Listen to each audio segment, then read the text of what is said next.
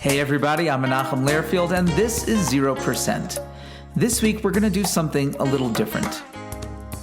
Just last week, Jews throughout the world celebrated the holiday of Purim.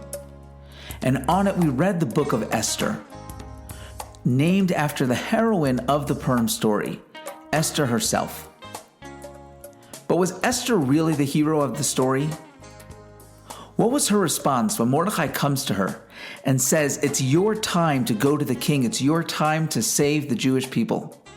Was she willing to go right away? Was she excited for the opportunity to save the Jews? No. Her response to Mordecai is that anybody who goes to the king without being invited, without being summoned, was punished by death, including his wife, including me, the queen. Plus, she points out, the king hadn't summoned her in 30 days. She was afraid for her life. She seemed more concerned about her own welfare than saving her people. And Mordecai actually calls her out. He says to her, "Don't think that just because you're in the palace, you're safe.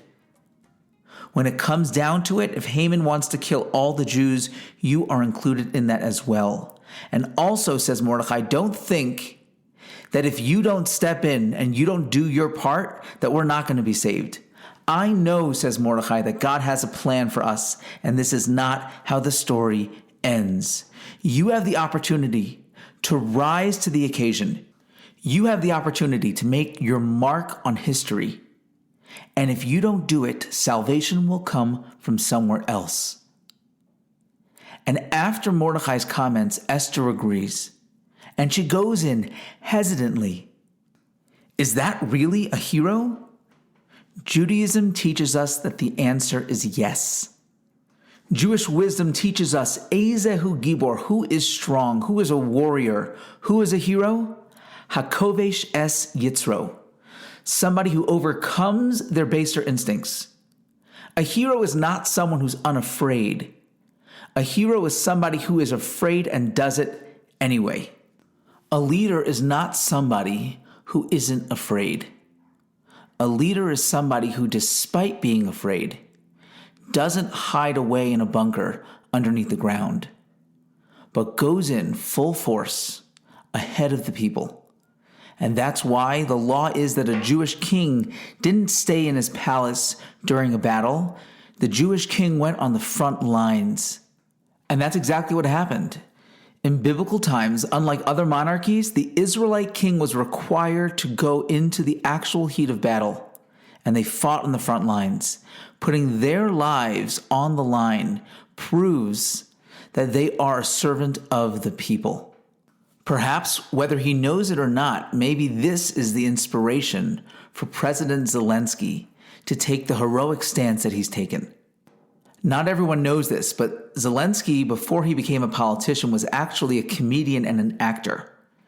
And he played the part on a show actually called The Servant of the People, where he's caught on a rant, which is recorded on a cell phone, going on this tirade against the corruption in government. And the video goes viral. Again, this is all on the sitcom. The video goes viral, and he ends up becoming elected as the president of Ukraine. Eventually, you talk about fiction leading to reality, he eventually becomes president of Ukraine, winning by a landslide vote of over 73%. And he has really proven to be a servant of the people, somebody and a leader who is thinking about the people first and foremost. Here's a Jewish guy who runs for office, not pretending to not be Jewish, not hiding his Jewishness, but being very proud and open of his Jewishness. And we see these Jewish values coming to life. We see him living as a true mensch, as a real leader, putting the people first. A beautiful story came out where the prime minister of Ukraine had spoken negatively about Zelensky. And somehow it was leaked what he had said, and the prime minister was mortified. And he submitted his resignation. But when Zelensky received that official resignation, he denied it. He ripped it up and said, "You can't resign, because you resigning would not be in the best interest of the people." So here he was publicly slighted. He probably had every right to accept the resignation, get rid of the prime minister, and move on. But he said it would create an instability in the government and it would create an instability for the people. That's a real mensch. But what's really captivated the attention of the world is how he has put his life on the line to protect and defend the people of Ukraine. From the very beginning of the conflict, from the beginning of the Russian invasion, he has vowed to remain in Kiev. Even though he describes himself as target number one, and he is, Putin has made it clear he is target number one and his wife and children are target number two. And despite the danger he's in, he has vowed to stay and fight. In the first hours of the Russian attack, he recorded a quick video on his cell phone where he said that we are here, our soldiers are here, the citizens of our country are here. We are all here protecting our independence, our country, and it will continue to be this way. That's a real leader. When he was asked if he was escaping, he said, "I don't need a lift, I need ammunition." That line reminds me so much of a family story. So I was very fortunate to know my great-grandmother very well. She passed away when I was in my early 20s. And her father was Rav Moshe Mordechai Twersky, who was the Trisker Rebbe. We'll talk a little bit more about Hasidus in general and this Hasidic sect towards the end of the episode. In any event, in the 1930s, his daughter, my great-grandmother, was already in America, as was his other son, who we knew as Uncle Avram, and another son was in England. So they were all out of Europe already. And they saw what was happening, and they got a visa for their father, the Trisker Rebbe, to come over to America. And he refused. Not because he didn't think it was so bad, not because he thought that it was going to pass and move on, but he said, the captain goes down with the ship. I can't leave my people behind and just take this visa and go on to America. If they're in peril, I'm in peril also. And he wasn't able to obtain visas to get everybody out. So if the ship is going down, the captain goes down with the ship. And that's exactly what happened. When the Nazis came to liquidate that town, when they came to Trisk, they took the Rebbe first. So they went for my great-great-grandfather first before anybody else to make an example out of him. He knew they were coming after him. He ran to the mikvah, the ritual bath, to prepare himself for his transition to the next world, after which he was immediately shot and then publicly hanged in the town center as a way of demoralizing the community and the people, who were eventually all taken to be killed. That is a real leader. And that's what we see today in the president of Ukraine, somebody who is putting his life on the line and not just abandoning his people, even though he may have the ability to, he may have the privilege to escape, to get somewhere safe. He's not doing that. Just like Queen Esther, putting herself on the line on behalf of the people, thinking of the people first and their own interests last, even if there's internal conflict, even if that was a difficult decision to make. I don't know what Zelensky was thinking before or after he took action. All that matters is what he actually does. Here's a man who's a child of Holocaust survivors, who knows what the end of the story looks like. And he's using that collective pain, that collective history, not to be a victim, but to get up and do something about it. We're closing in now on almost a month since the invasion began. And as our hearts and prayers go out to the people of Ukraine and to their leader, President Volodymyr Zelensky, I want to spend a few minutes talking about the Jewish presence and Jewish history in Ukraine. There's a record of Jewish presence in Ukraine for over 1,000 years. Artifacts dating back to the Roman period have been found with menorahs and oil lamps, with a Torah shrine depicting on the face graffiti in Hebrew and Greek. There are Hebrew fragments that mention Jerusalem, which is apparently the only known instance of anything mentioning Jerusalem outside of ancient Israel. Some historians speculate that Jews have lived in the area since at least the 9th century. That's a long time. And even today, according to the European Jewish Congress, There are close to 400,000 Jews in Ukraine today. Now, I understand we have a complicated history with Ukraine as a country.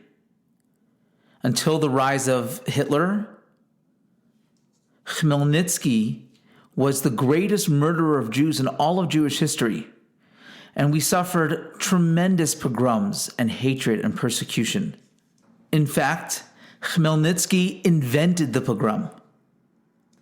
It's estimated that approximately a quarter of all Jews murdered in the Holocaust came from Ukraine.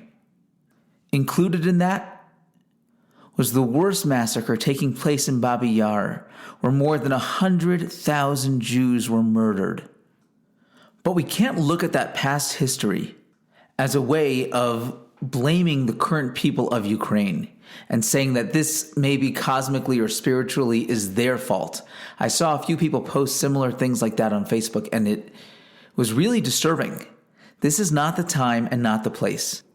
You have to keep in mind that for the 1,000 years that Jews were in Ukraine, there was only anti-Semitism there for maybe 4% of that time. 96% of the time, the Jews lived among the Ukrainians, and they did business together, they were friendly with one another. And yes, during that 4%, it was horrific. And we can't ignore the pogroms and the collaboration during the Holocaust. We can't look at that, though, as the totality of the Ukrainian Jewish experience. Just look at Ukraine today. Unlike America, which I don't think at this point is ready to elect a Jewish president, they have a sitting president who's a proud Jew. The 400,000 Jews living in Ukraine don't face regular acts of violence and anti-Semitism. A Pew Research poll recently found that Ukraine is the most accepting of Jews among all Central and Eastern European countries. Just last month, Ukraine's parliament passed a law criminalizing anti-Semitism.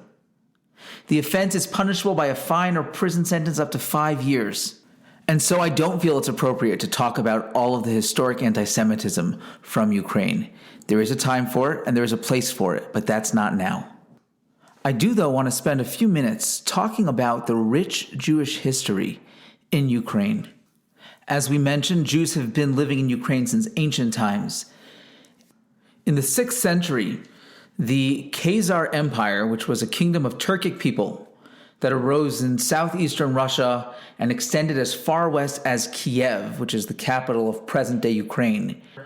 Legend says that the Khazar king ordered representatives from the 3 monotheistic faiths to his palace, listened to each of them discuss their religion, and he was so struck with Judaism's beauty and lucidity that he decided to convert to Judaism. Rabbi Yehuda Halevi wrote a book called the Kuzari, which is a fictitious book which tries to imagine what those debates and conversations must have sounded like. But perhaps the greatest contribution to the Jewish world, which stemmed from Ukraine, was the creation and founding of the Hasidic movement. This perhaps had the most far-reaching effect coming out of Ukraine for the Jewish world worldwide, and for me personally and my family. My great-great-great-great-great-great-great-great-great-great-grandfather, that's 12 greats if you're counting, was a man named Rabbi Yisrael ben Eliezer, who became known as the Baal Shem Tov, which literally means the master of a good name. He was born in 1698 to poor parents, Eliezer and Sarah, who tried for many years to conceive a child, and finally in their old age they did. But unfortunately, when he was only 5 years old, his father passed away. His mother passed away shortly thereafter and left him as an orphan. His father's parting word to young Yisrael was, "Fear nothing but the Almighty because He's always with you, and love every single Jew dearly." And those were the words that he lived his life by.